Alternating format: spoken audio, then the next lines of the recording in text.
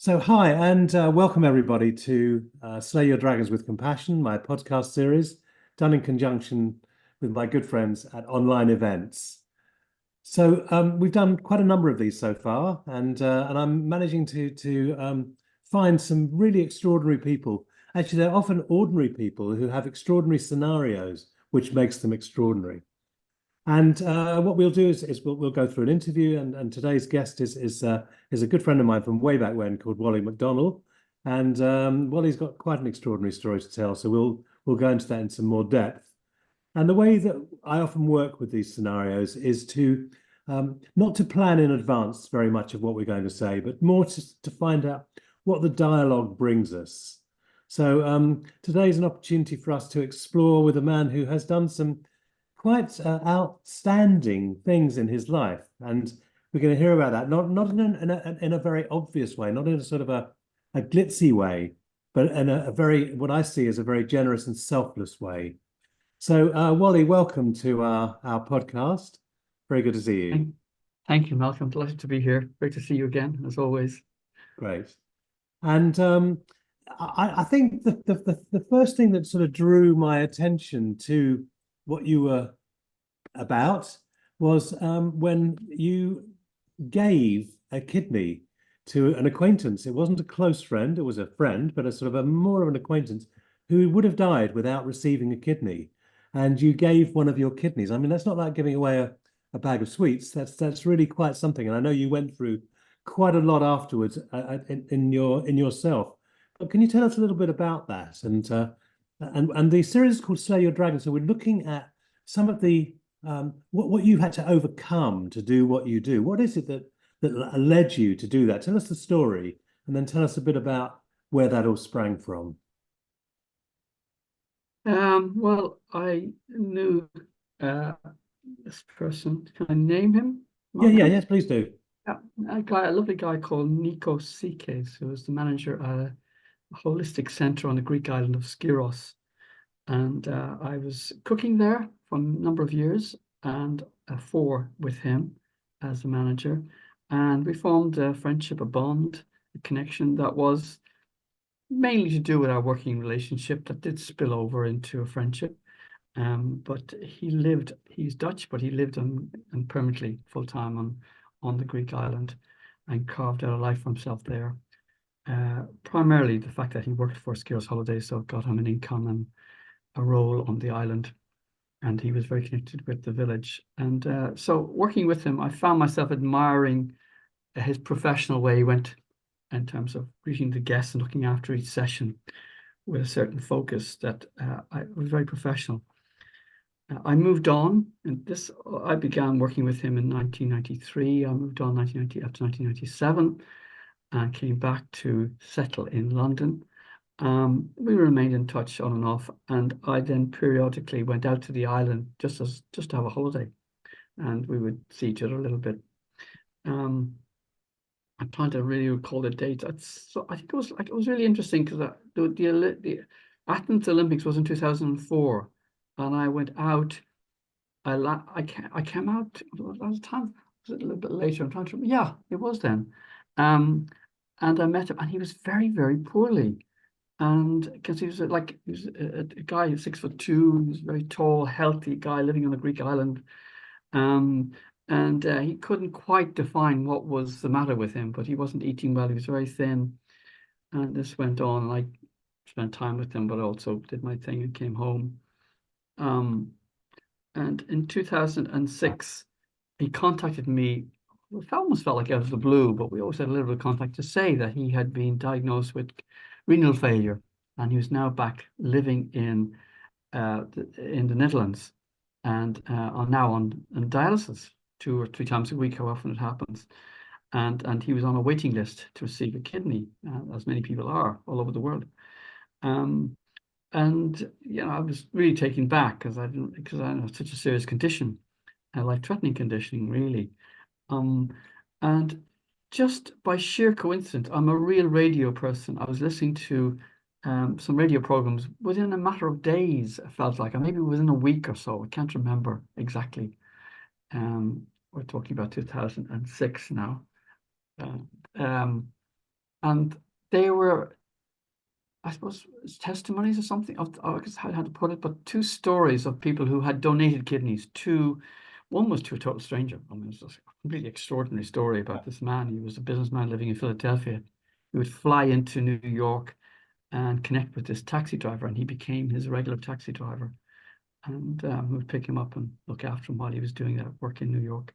And then one time he came to New York, and a relative picked him up, and he said, "Where's Abdul?" Or whatever his name was. So he's back in Lebanon.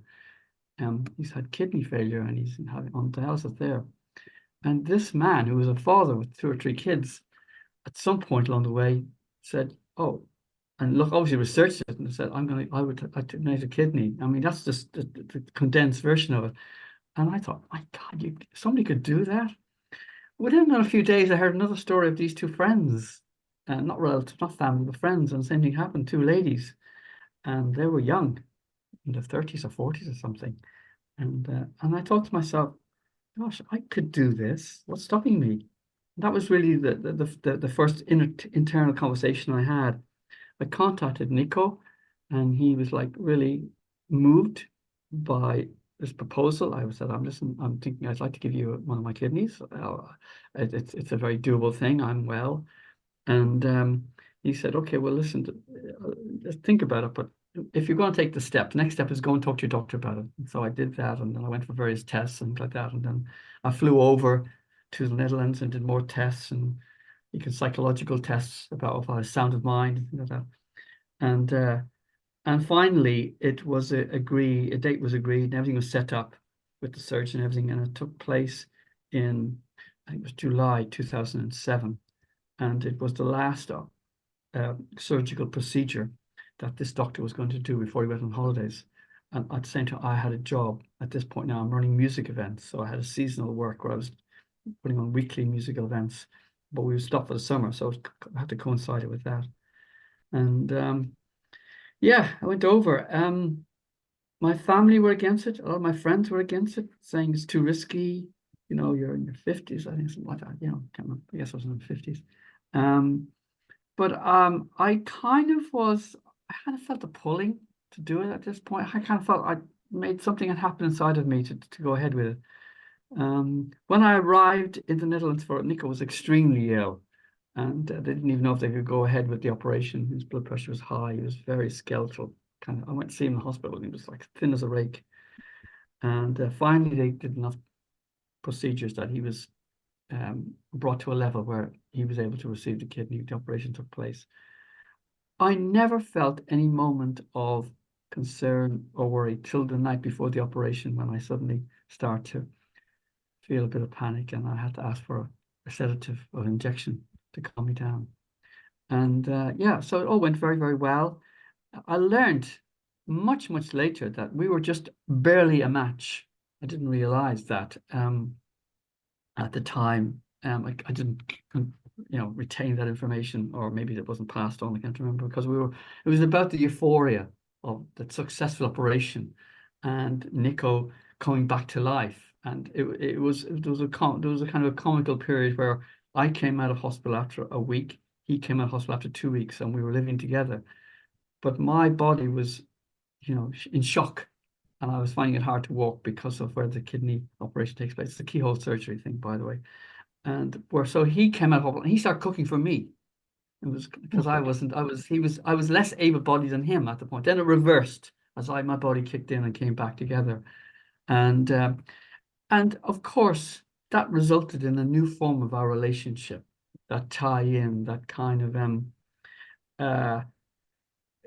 unique circumstances that brought us together. And he started to, be weller and weller and weller again, till eventually, I think it was like a year later, he went back to live on Skiros again, where there was enough, he had enough medication and enough support from the medical center on the island to sustain his life. And every so often he would go back for checkups and adjustments to his medication.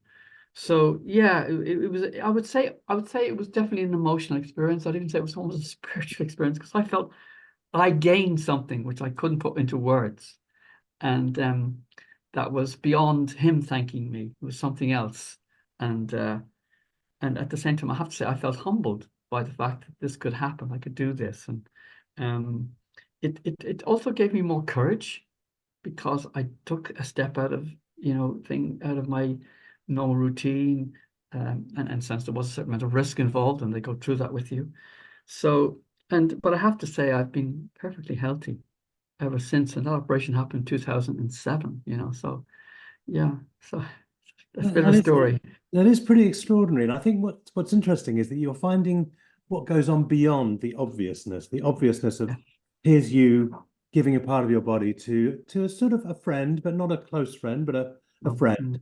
Mm. And then there are hidden things that happen as well. There's a sort of sense of finding in that selflessness that it's almost like you get a spiritual gift from the Yeah. universe, which is like payback. You don't do it for that reason, obviously, but it's almost like an unbidden something that happens, and it changes you when you do something like that. I Yeah. presume it changes you. And Totally. I remember hearing about it and thinking that's quite extraordinary that you would do that. And it's like, I know that people have balked at doing that with family members, but to do Mm. that for sort of a friend is Mm. quite something. And Yeah. sorry, Wally, yeah, what were we going to Oh, say? go on. I wasn't going to say anything. Continue. Yeah, Finish so what you I think what's interesting is that your life has been, it seems to me, and I've known you many years over various periods of your life, that there's quite a lot of service in your life. And it seems like I'm reminded, I think I've quoted this before, but Rabindranath Tagore's saying that I slept and dreamt that life was joy. I woke and found that life was service. I acted, Mm. and behold, service was joy. And there is something about the joyfulness that you get, because I know now you're doing quite a lot of work in prisons Yeah. with prisoners. And can you Yes. tell us a little bit about that also? Well, yeah, I'm delighted to do it. I have to say, again, it's a very moving experience. I'm helping facilitate something called a Peace Education Program in two prisons in London, and the Peace Education it kind of kicked off in America, and it was picked up here, especially in relation to prisons in particular. But it happens outside. I'm in fact delivering it locally in Brixton, where I live, to bereaved mothers actually at the moment.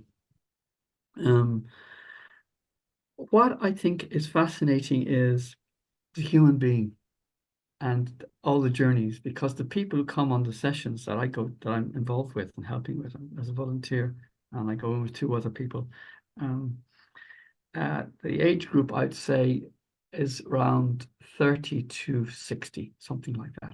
So you have a lot of mature men who have got a certain baggage and history of probably poor choices, um, bad influences, a whole gamut of things, but who are interested in seeing, can they change? Can they do something that will inspire them? Can they get some, a sparkling of light coming into their life? But what is amazing about the course and why I like it so much is we show some video clips on different themes like choice, dignity, hope, peace, inner strength. And the facilitator's role is not to say that much, but almost welcome thoughts, experiences, thoughts, triggers that might come up from the video. And their discussion, their interaction, the dynamics that happen is where the learning happens. And having said that, what I'm observing is the person. I'm seeing a person again who's now talking about life in a different way than maybe they might do on the wing, with their cell buddy. And because it's very reflective about the essence of life in one form or another. And they'll talk about past experiences, but they'll also talk about they've just gleaned something about a bit of a nugget of wisdom that they could take away with them. But they're also sharing that with one another, and that is the beauty of those courses. But I'm also seeing it's interesting, Malcolm, because I know you've run many courses for men. I'm also seeing men that are lovely human beings. I'm seeing that aspect as well. Maybe I'm seeing their vulnerability too in a small way as they drop their guard. And that is very moving because, us guys, we don't talk about feelings so much. And so I'm seeing, and these are guys with criminal records, with difficult histories.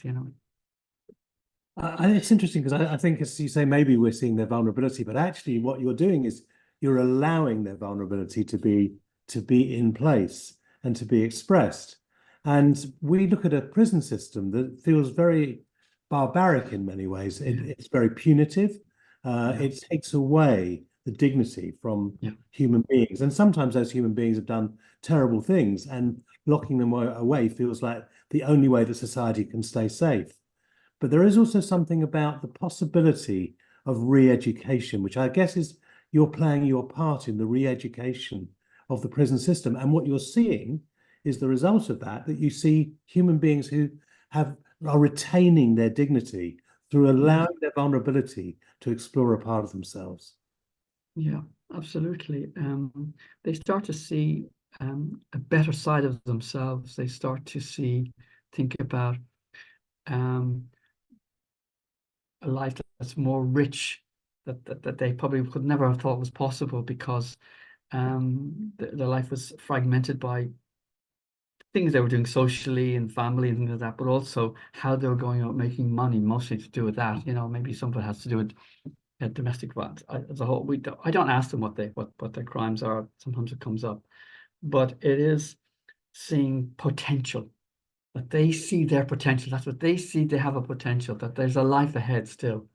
And that's very rewarding to see that. But we don't say you should do this. No, when they start articulating that, Malcolm, that's when it's really like, because it's their joy, it's their journey. I'm just part of that session for those 2 hours. And but every time I come away moved, every time. And shaking hands at the end of the session, and the thanks they give us is just it's so genuine, because they have felt something through the combination of all the things that happen in the session, that affects them, and they take it back. And they often say, because we do one sessions on a Friday, and they often says it makes the weekend, because it puts us in such a good vibe for the weekend. Because that, what you said, that idea of locking people up, for the mental health stuff that goes on, is difficult, because we're dealing with the mind. The mind's a difficult animal to handle, if it's kind of nagging at you all the time, things like that. Well, it's interesting because I've often said that the core essence of psychotherapy is love.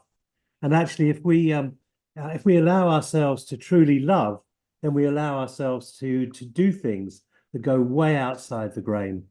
And what I'm hearing is that these people's lives are touched in that moment. They're touched, and it feels like you have found some purpose in your life, which isn't about I'll become a big businessman, or I'll do this, or I'll become famous, or anything else. The purpose is to bring transformation where you can. And I don't think that's too strong a word. I think you are obviously impacting on people's lives who are incredibly disadvantaged. There's the thought of being locked up, the claustrophobia of it, as you say, the mental health issues that arise from it. But what you're bringing is this wonderful word, hope. And someone was saying the other day in a group, without hope, what's the point? I like the two words you've used there, hope as well. Of course, there's a fantastic meaning to hope. But love is something that we probably wouldn't say, but really, you're starting to touch on that. That's what's kind of beginning to filter through, because it's not a word they would use, maybe loving their existence or feeling love towards another human being, but it's filtering through. But that word they wouldn't use. But actually, you hit something on the nail there by saying that word. Transformation is the other key word, totally.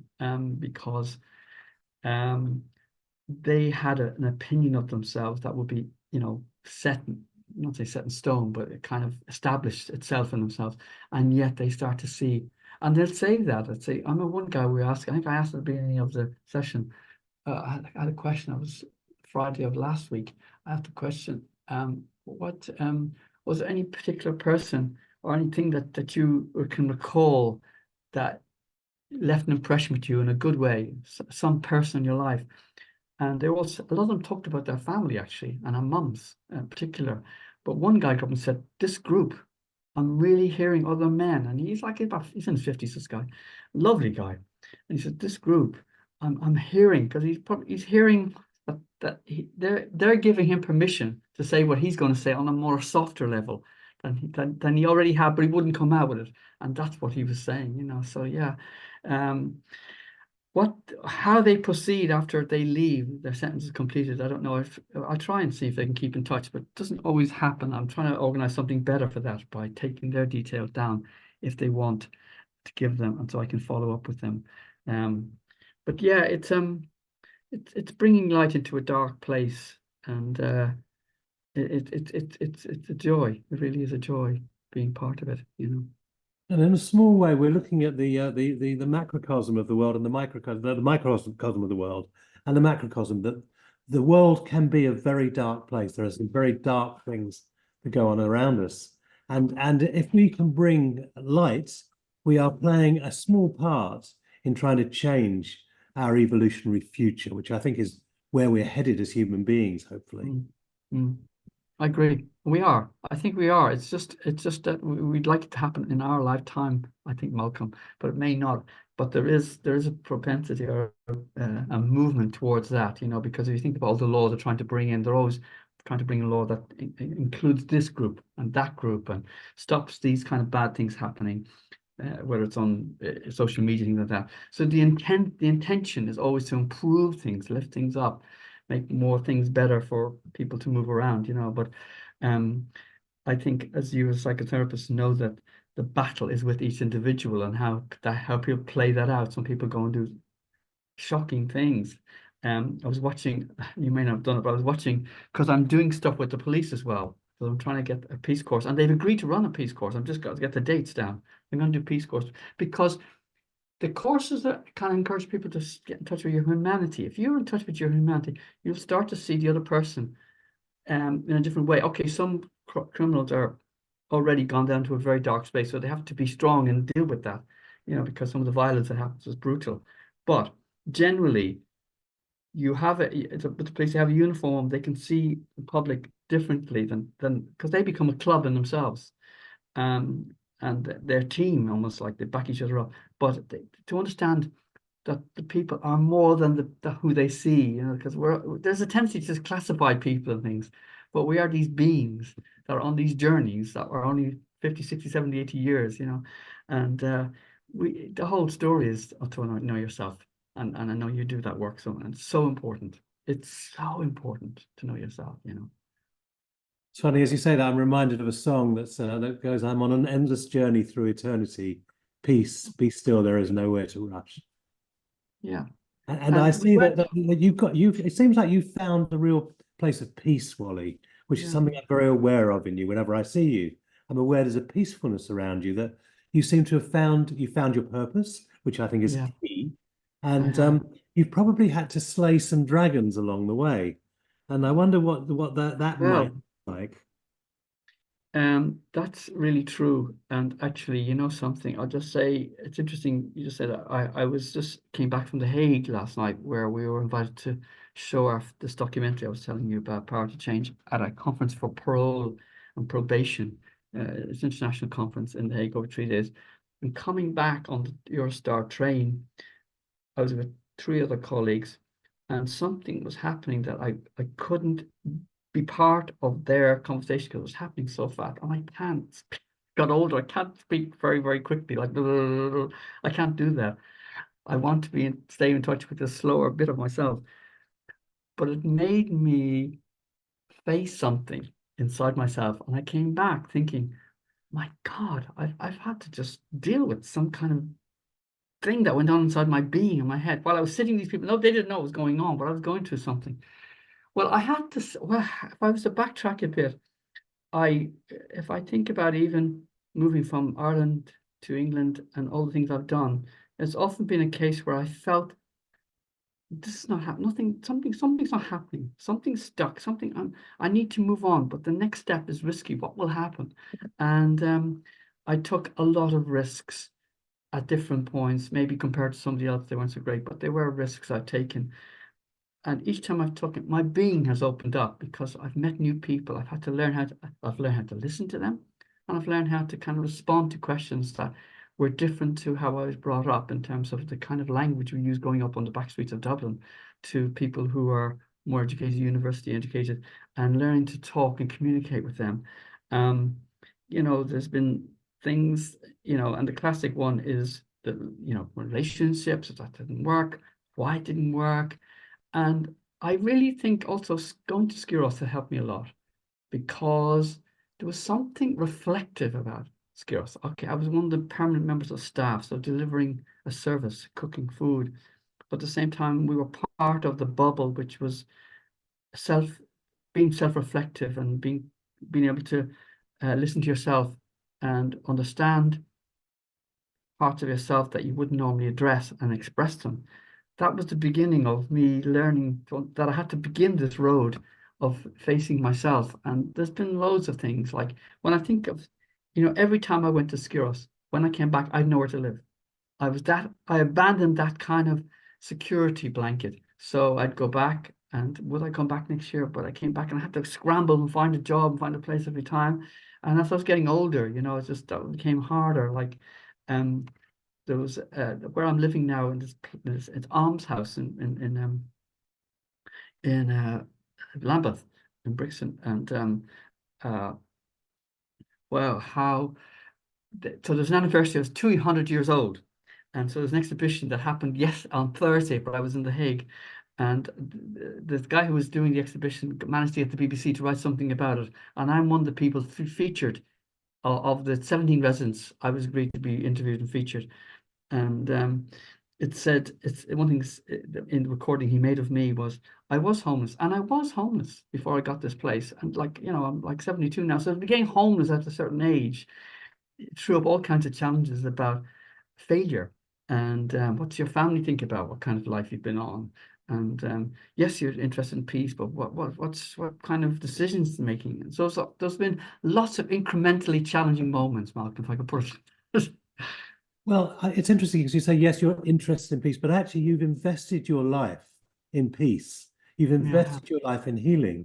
And life has also, and it can be a bit twee and can be a bit sort of new age thinking to say life has also looked after you. But here you are, you found yourself a lovely flat at a very, very peppercorn type of rent. So life has actually created a space where you're not homeless, where you actually do have a place to rest your head as well. And to carry on doing what it is you do. And what it is you do clearly brings you joy, but also brings a great sense of healing to the people that you work with. And what's your future plans of along these lines, Wally? Well, just to start with, you said it a couple of times now, and I haven't really responded to this thing about me and peace. And it's true, because I really need to be, because I feel like I haven't had the maturity of my mental capacities to figure out life. So I've really had to approach it with where I found a strength, which is with my heart, with the inner peace thing. And that's helping me by giving me a certain amount of joy, which I can go about being loving and friendly to people. And I really enjoy it. And, it's a nice attribute that's grown in me, Yeah. So, okay. So that's it. So peace does matter to me every single day. Even after this course, I'm going to have a shower and I'm going to practice before I go out. And practice I do. And but looking ahead, I really, really, this sounds crazy, but I really want to make a difference in London. Now, not on my own, absolutely not, but with the connections I'm making. I'm connecting with superintendents and commanders in the police. I'm connecting with the council people. I'm reaching out to the violence reduction unit. A lot of different things. I'm going to meetings all the time to hear what's been said, but also kind of assimilate it and talk to them about what I'm doing about this. Because this area, Malcolm, about being in touch with yourself, connecting, looking out for inner peace, it's still not really on the radar, as you and I know, as people make rules and regulations for life and try and sort out the homelessness and this, that, the other. The idea of an inner awareness, inner peace is still it's more familiar now because of a place like Skiros and people like yourself addressing people's needs who come to you for help and advice. But it's still not, in all the machinations that go on, it's still not something that people see there's a value in it. And that's my vision, is to try and find ways to get that conversation in a more people will start taking on board as something that maybe to be considered as something that humanity could deal with, and try it out in small pockets here and there and see what the results would be. That kind of thing. So I have a kind of a bit of an ambitious drive, but yeah, so yeah. Well, it's interesting you use the word ambition there, Wally, as well, because what I see is that there's a great deal of humility around you. And I'm not saying I don't want to sort of have you sort of go, oh no, no, no, not me, but actually there is a great deal of humility. And I think at the end of the day, most of us who are involved with growth, with potential, with psychological change, are looking at how we can make a difference in the world. And the more we trumpet it, often the less difference we make. It's like Mm. it's an old saying, may a man be judged by his actions, not by his words. And what I'm hearing is that your actions are very much matched your philosophy, and you are actually going through life doing the best you can do as this individual in this temporary body, which will, like all of our bodies, dissolve and decay and die. But you're doing what you can in this period. And I don't think, a lot of my father used to say to me, son, where's your ambition? Because he thought I should be making lots of money. But actually, I was ambitious as you're ambitious. But I think the ambition is to actually be used by life in a meaningful way. And it Yeah. keeps us vibrant, I think it keeps us youthful as well, if we have Yes. that. Yes. I mean, you said the word purpose, that I have found my purpose. And my purpose is around people, is talking to people and to know people. And it's interesting because I live in quite a larger Black community, an area of large Black community. And so getting into that, getting kind of like making the connections, getting kind of almost accepted um, has taken time, but it's happening with them because they have their own way of communicating, especially somewhere like Brixton, which is a solid Afro-Caribbean area. And yeah, I'm really enjoying the fun of it, the excitement, the excitement of communicating on something at such a profound level with them without bamboozling them with notions of something that they have to adhere to, but just telling them about, introducing them to the idea about how special they are, because a lot of people don't think they are because they're not doing well successfully, and they have, everybody's full of worries about this, that, the other, but there's also a joy within, and to have that as part of the equation of your journey, you look at life a little bit differently, and there'll be more gratitude there, which I think is something that's it's not being taught, it's not being encouraged, even in schools, and things I feel like less what you call life skills are not really being taught in schools. And people come out and they know they have their phones, they know they need to make money, but they're not learning to deal with disappointments, conflicts, how to understand the other, and this is something that really needs looking at, actually, to be honest. And mainly we have to educate ourselves. So our life Yeah. skills are born by Yeah. our education of ourselves. But what a shame the relationship skills are not taught in schools. What a Yeah. shame that actually we're not taught about compassion or kindness. That's Mm. part of our agenda. Yeah. And I do think that will probably change, hopefully in our lifetime, but who knows? But Mm. I do see that what we can do is keep doing whatever it is we do to bring the best of ourselves to this, as Mary Oliver puts Yeah. it, one wild and precious life. Yeah. So, Wally, So we're yeah, coming to so the end of um, our time together, and I just really great. I want to thank you very much for your contribution. I think I want to thank you for your contribution to this podcast, but also your contribution to life. And I've been very aware of you over the last few decades that actually you have been sort of smoothing the surfaces of the places you touch. Yeah, I do want to do that, and I do want people to see something more in themselves than maybe they're aware of, and how much they're earning in their money in a pocket, and the status they have in their job. But there's something simple and beautiful inside of them that they have a little window to explore that. They'll have to do it. They'll have to do it, But yeah. Yeah, so thank you for inviting me. It's always a pleasure to talk to you. Always has been. We have this lovely connection, and I'm really grateful for Skills, because I find the Skills community also has a certain softness with one another, which doesn't always be there in other scenarios. Which I really appreciate. It's very lovely. Thank you so much, Wally, and thank you so Pleasure. much for taking part in this. And Thank you so I'll much. send you Right. stuff as we've got Thank it you. down. Thank you very Not much. at all. Pleasure. Yes. Bye for Okay. now. Thanks, Wally. Bye. Bye.